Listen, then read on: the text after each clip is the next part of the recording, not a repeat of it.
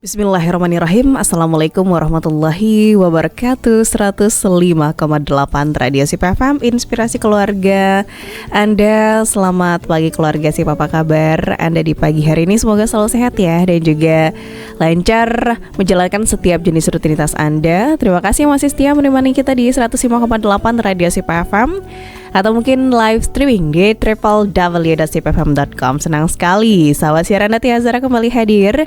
Dan kali ini kita berada pada program Dialog Sosial Budaya as always, setiap Rabu pagi keluarga Sip di jam 10.00 hingga 11.00 waktu Indonesia Barat. Selama 1 jam ke depan kita akan bahas seputar sosial budaya, dan kali ini spesial lebih kepada sosial darinya masyarakat Minangkabau. Dan alhamdulillah sudah hadir narasumber kita, Ibu Dr. Widaningsih MSI, keluarga Sip sebagai Kepala Pusat Riset Kearifan Lokal Universitas Negeri Padang.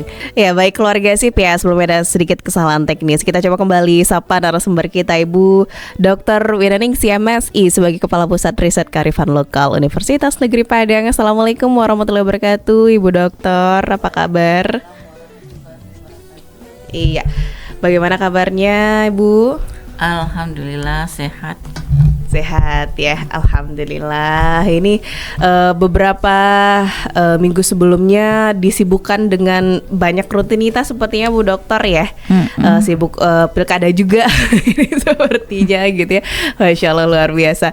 Ibu Dokter, pembahasan kita di hari ini sangat menarik sekali terkait dengan filosofi ketahanan pangan orang Minangkabau gitu. Ini nilai apa sih yang bisa kita ambil dari filosofinya masyarakat Minangkabau khusus kepada ketahanan pangan orang Minangkabau ya, karena ini mungkin lebih kepada mengeksplorasi ya filosofi ketahanan pangan yang memang sudah telah bahkan diwariskan oleh nenek moyang Minangkabau gitu, serta kita akan lihat relevansinya dalam konteks dunia hari ini, bahkan Indonesia hari ini. Apa sih korelasinya antara ketahanan pangan orang Minangkabau, nilai apa yang bisa kita ambil, bahkan kita akan menggabungkan nanti pengetahuan tradisional dan juga inovasi, dan mengungkap rahasia di balik ketahanan pangan yang ada di masyarakat Minangkabau. Apa filosofi yang bisa kita ambil nilainya sehingga bisa diaplikasikan dalam kehidupan sehari-hari. Kita ke Bu Dokter ini.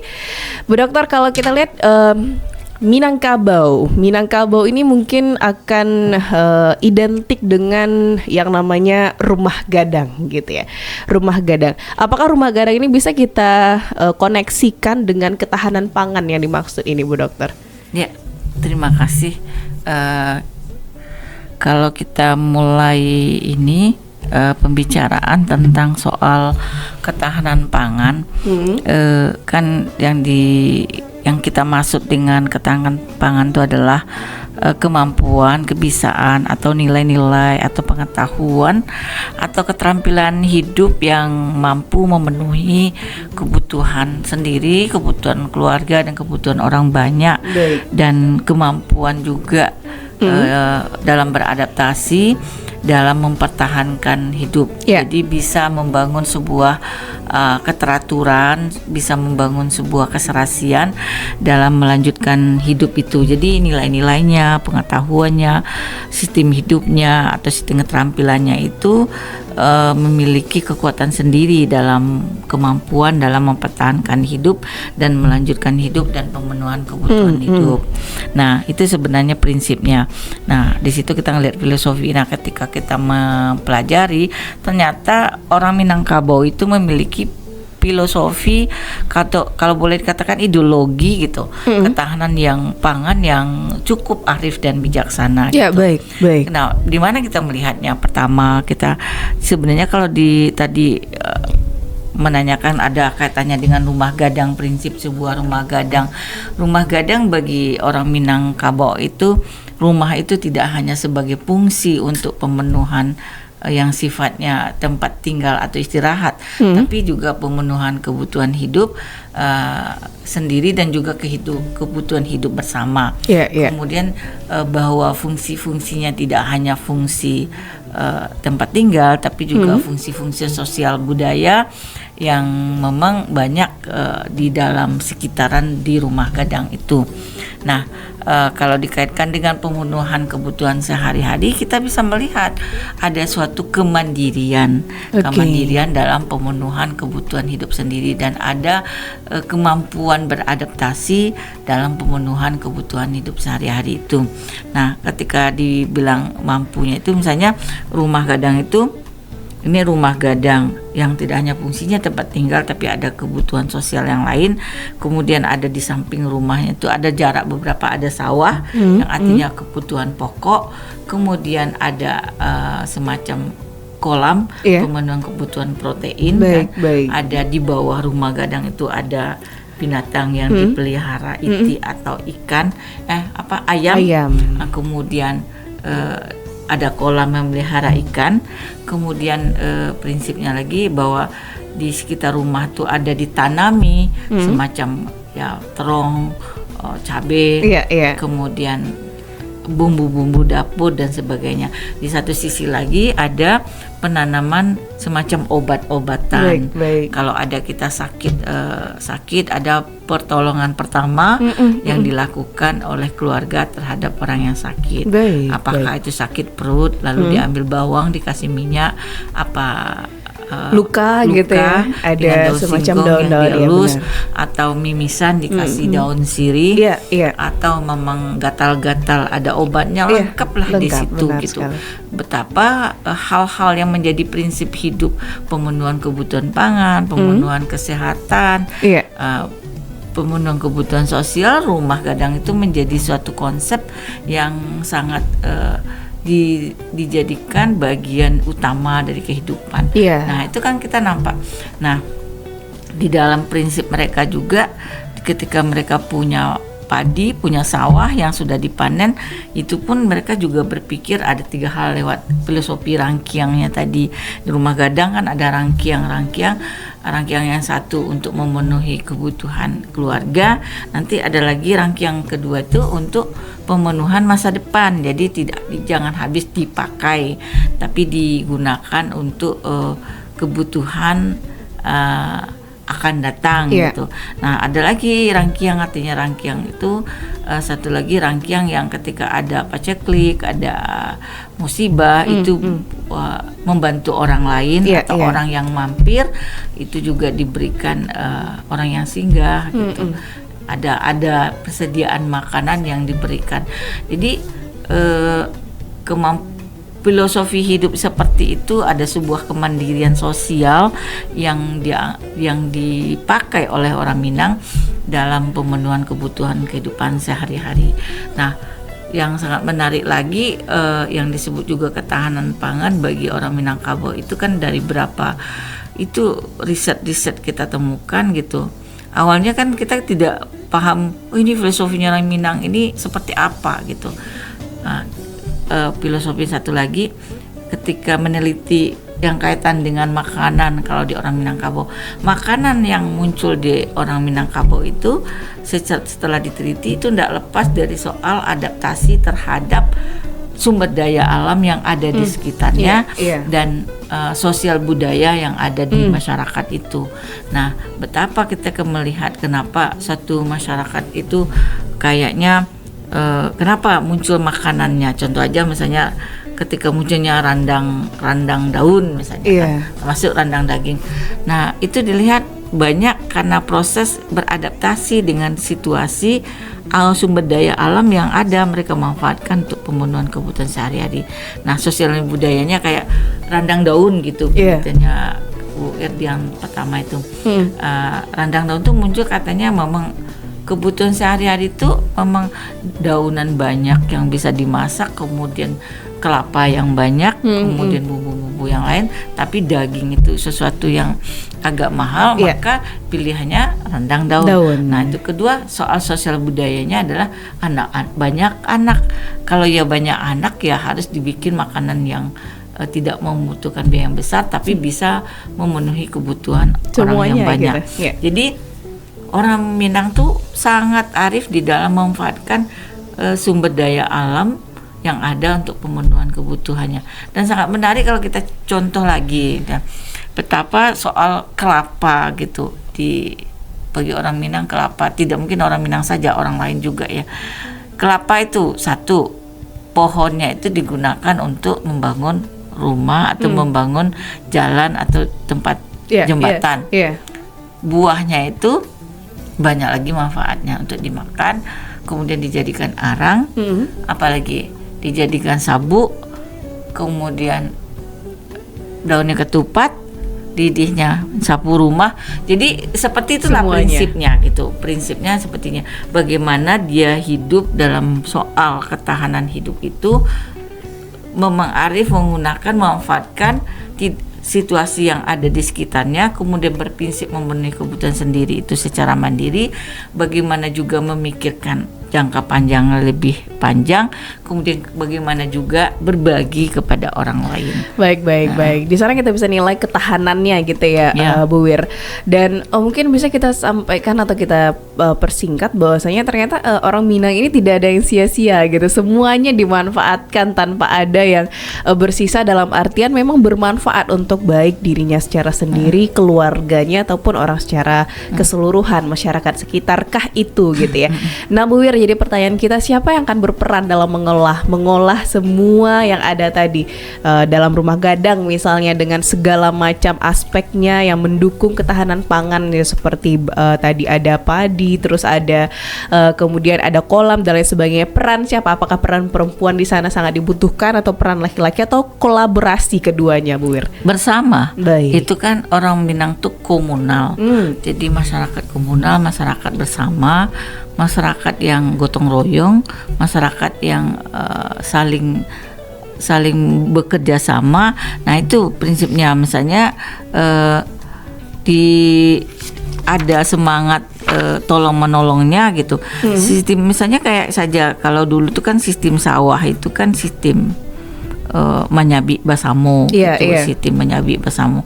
Kalau panen saling menolong satu sama lainnya. Baik. Kemudian di dalam satu mengelola supaya sawah itu stabil dan memiliki keteraturan supaya tidak konflik, ada dibangun sistem pengelolaannya, ada sistem aturan bersamanya, sehingganya kita lama sama lama gitu, lama di awak ketujuh di orang, itu menjadi suatu prinsip hidup bagi orang Minangkabau dalam pengelolaan sawahnya. Jadi boleh dikatakan sisi-sisi filosofi hidup orang Minangkabau itu adalah kebersamaan, gotong royong, menghargai satu sama lainnya. Nah, inilah menjadi kekuatan sosial yang sebenarnya menjadi ketahanan pangan dan ketahanan hidup daripada orang Minangkabau itu sendiri.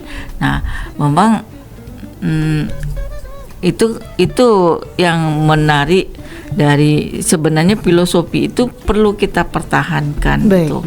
Sebenarnya kalau kita bernegara gitu kan, kalau bernegara kan harus kehidupan kita tuh mampu mandiri, pemenuhan kebutuhan sehari-hari atau kebutuhan hidup, tapi tidak membangun ketergantungan kepada orang luar. Tapi yang masalahnya hari ini kan kalau di segi kita lihat kenegaraan, kita ada beberapa hal yang sangat ketergantungan pada orang luar, sehingganya kita ketergantungan itu menjadikan kita tidak survive gitu.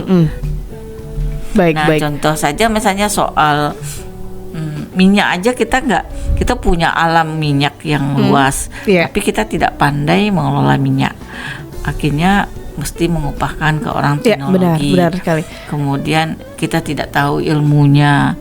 Kemudian akhirnya orang lain yang mengelola. Ketika orang lain yang mengelola, tentu sistemnya bagaimana gitu. Akhirnya itu ketidakmandirian kita tuh menyebabkan ketidakberuntungan dari kita.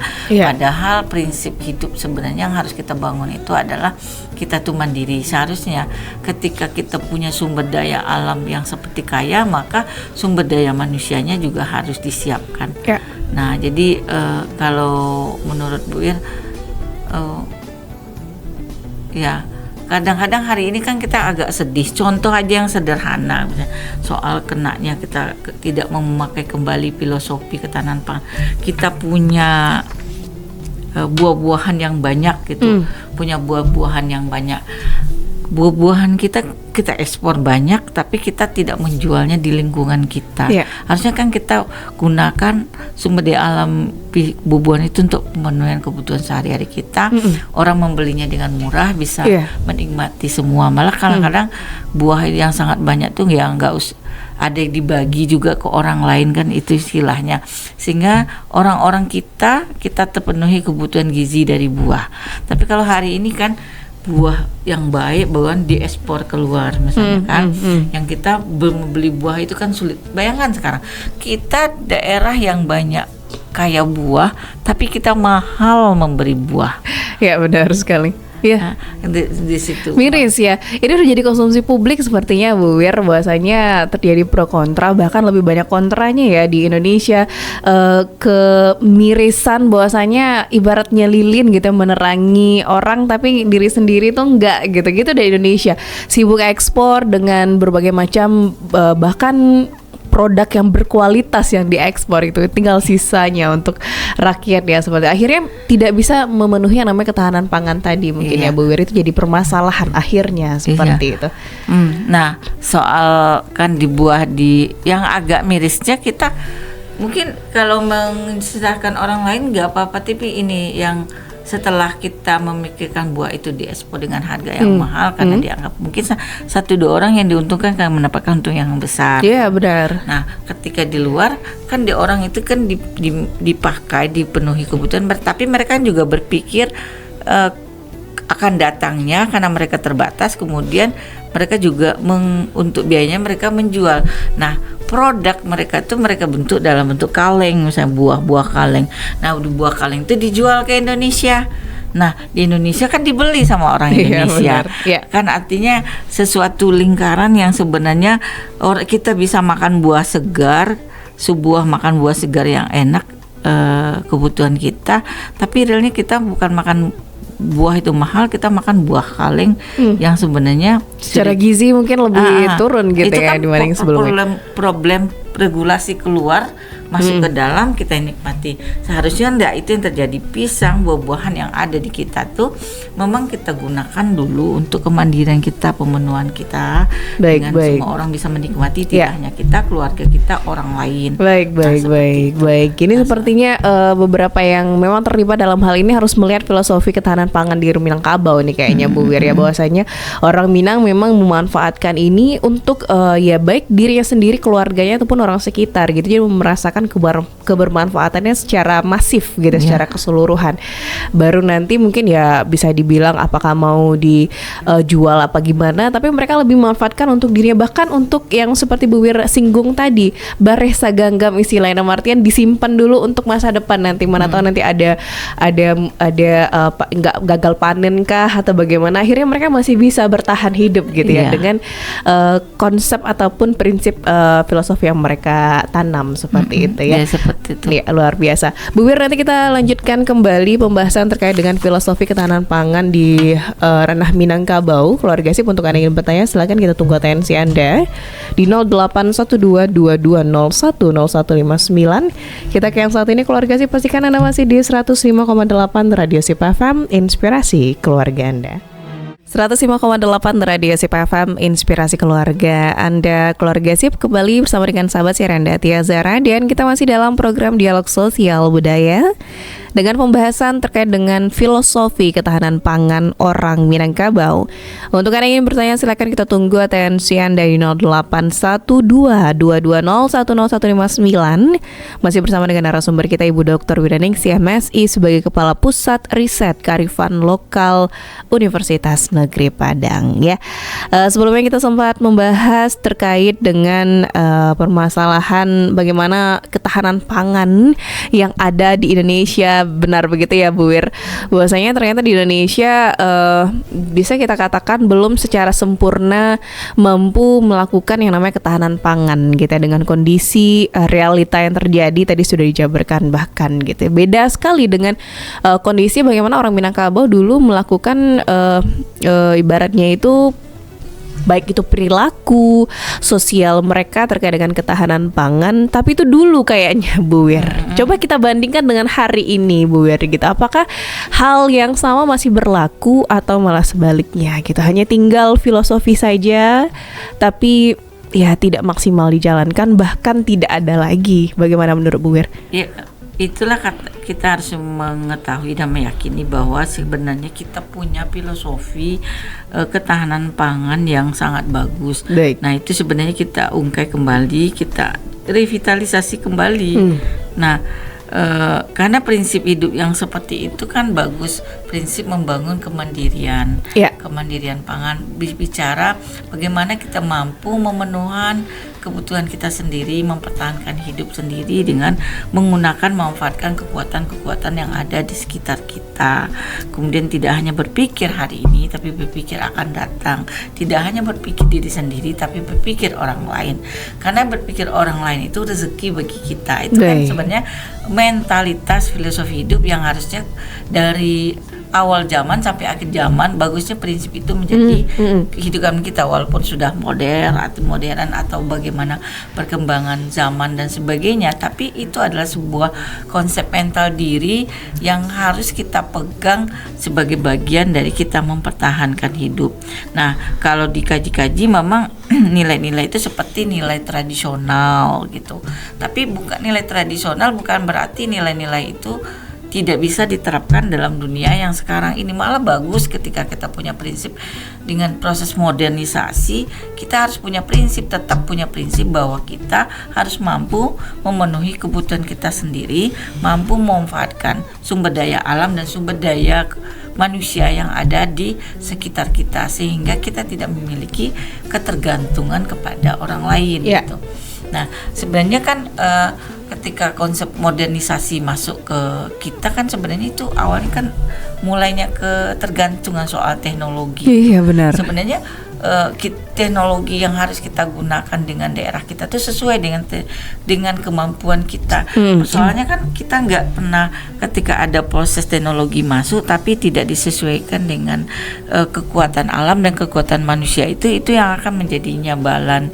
Misalnya soal teknologi kepertanian misalnya, dimasukkan beberapa teknologi yang berkaitan supaya percepatan kerja untuk masyarakat petani, tapi akhirnya bantuan alat yang modernisasi itu kepada masyarakat akhirnya nggak kemanfaatan, malah merusak sistem kearifan yang ada di dalam masyarakat itu sendiri.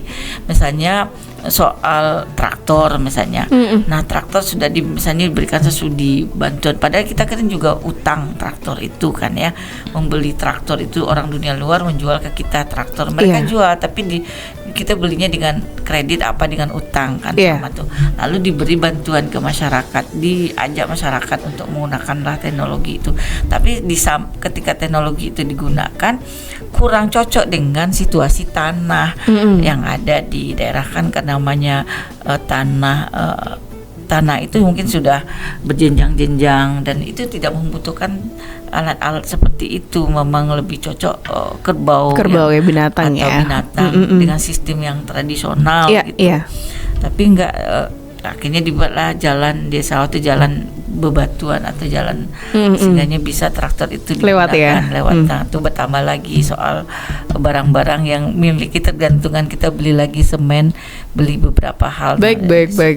Nah, di situ udah terbangun lagi situasinya.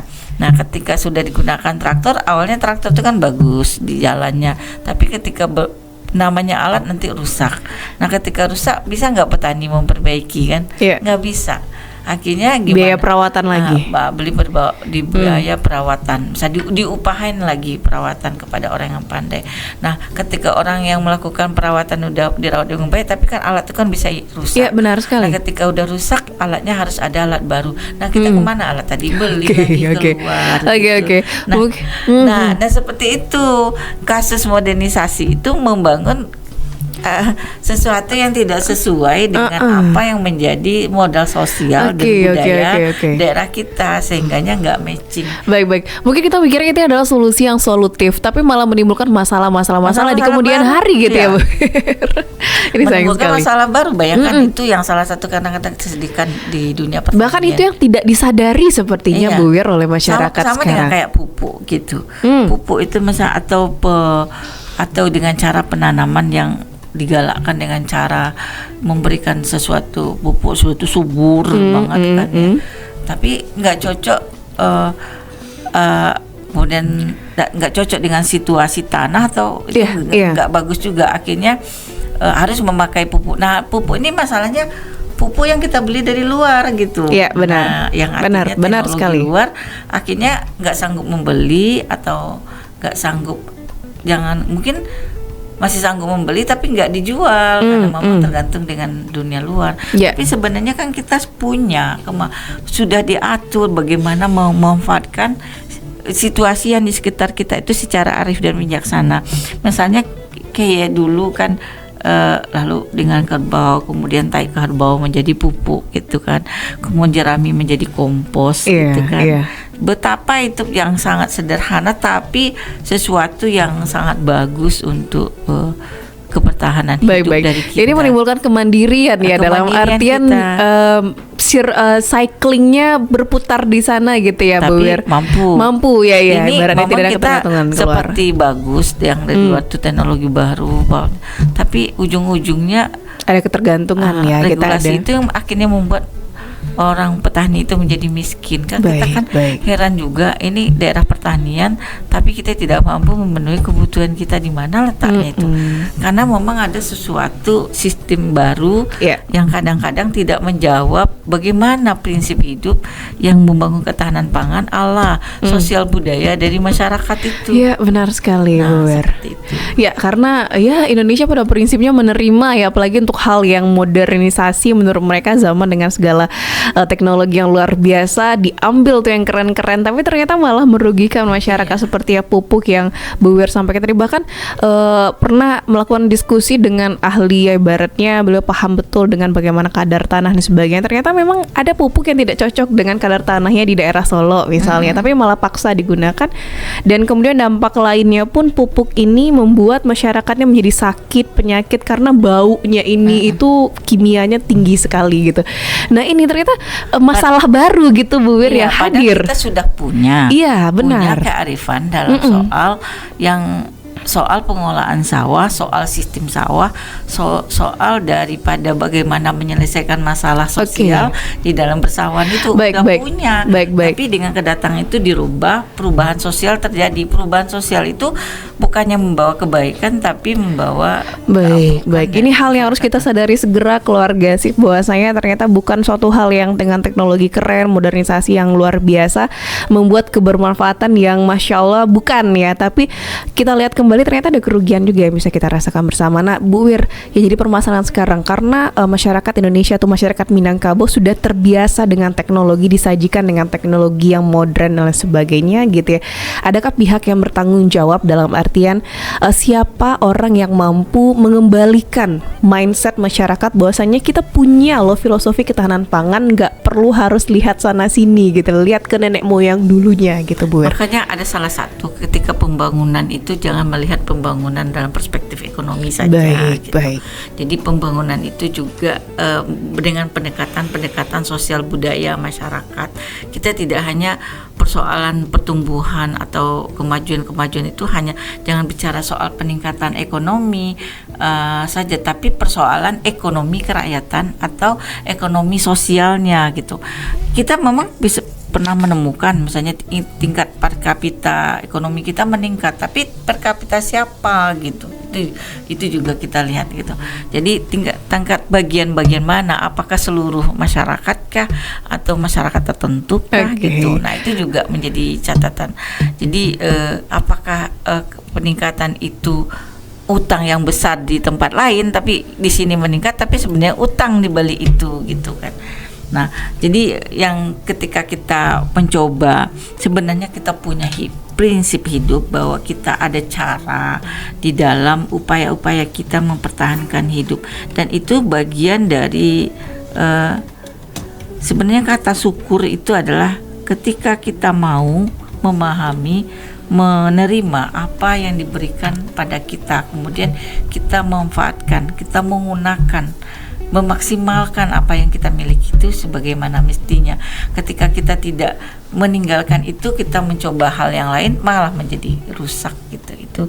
Itu suatu yang kalau persoalan yang bertanggung jawabnya ya soal itu kan regulasi kebijakan ya regulasi kebijakan, bagaimana seorang yang punya wewenang, punya kekuasaan terhadap sebuah regulasi mencoba melihat kembali. Sangat penting kita mempelajari, menggali kearifan-kearifan sosial budaya dari masyarakat setempat ketika suatu program dari masyarakat mau dilaksanakan. Oke. Bu Wir, saya penasaran nih sebelum kita masuk ke closing statement ya, iseng-iseng pertanyaan sebenarnya ini Bu Wir. Apakah sering ada seberangan ide gitu ya? Apakah sering ada bentrokan ide antara ahli ekonomi dengan ahli sosial budaya? Karena kalau kita lihat orang ekonomi gimana biar maju cepat gitu ya, tapi dari segi misalnya akademisi dari sosial budaya, mereka pasti akan melihatkan karakter masyarakat gitu ya. Oh ternyata ini nggak cocok, ini ada yang nggak cocok gitu. Seharusnya kan multidisiplin. Iya benar. Seharusnya nggak bisa berdiri sendiri.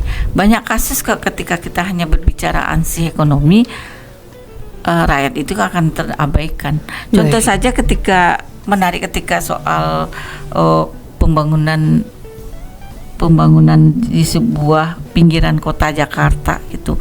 Dulu ada kata-kata supaya mengurangi urbanisasi gitu, supaya meningkatkan kesejahteraan masyarakat sekitarnya, perlu dibangun kota-kota mandiri di sekitar kota Jakarta. Lalu pembebasan lahan dari masyarakat sekitarnya untuk membangun kota mandiri itu gitu. Nah, tapi setelah kota mandiri itu dibangun, peradaban dari masyarakat itu hilang. Nah, itu kan sayang sekali.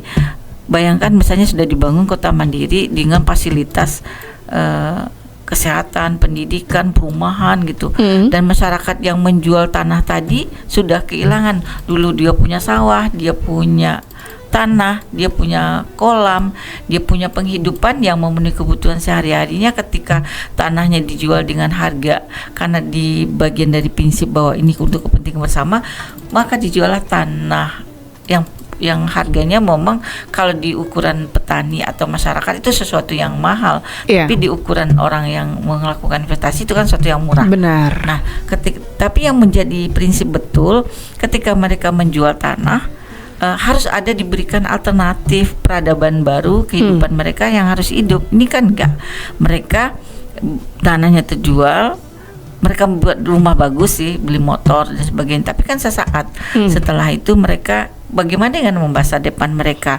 Nah, dikatakan nanti ini menjadi sumber kehidupan bagi mereka, tapi ternyatanya kota mandiri itu misalnya membangun rumah sakit yang dimerekakan dokter spesialis dan sebagainya, bukan masyarakatnya setempat yang diterima. Kalaupun diterima jadi cleaning service, cuci apa gitu yang bisa mampu, tapi itu pun lama-lama juga nggak dipakai, karena ketika cleaning service-nya harus penggunaan teknologi yang paling bagus, tidak sesuai dan gitu, tidak juga diterima. Akhirnya masyarakat pinggiran itu memang terabaikan peradabannya dan mereka menjadi orang yang miskin di sekitar itu. Nah, bayangkan anak-anak muda generasi yang akan datangnya banyak menjadi tukang ojek, misalnya tukang ojek pun susah di tataran kota mandiri. Itulah yang ketika kita memikirkan tingkat per kapita di situ tinggi, tapi per kapita siapa?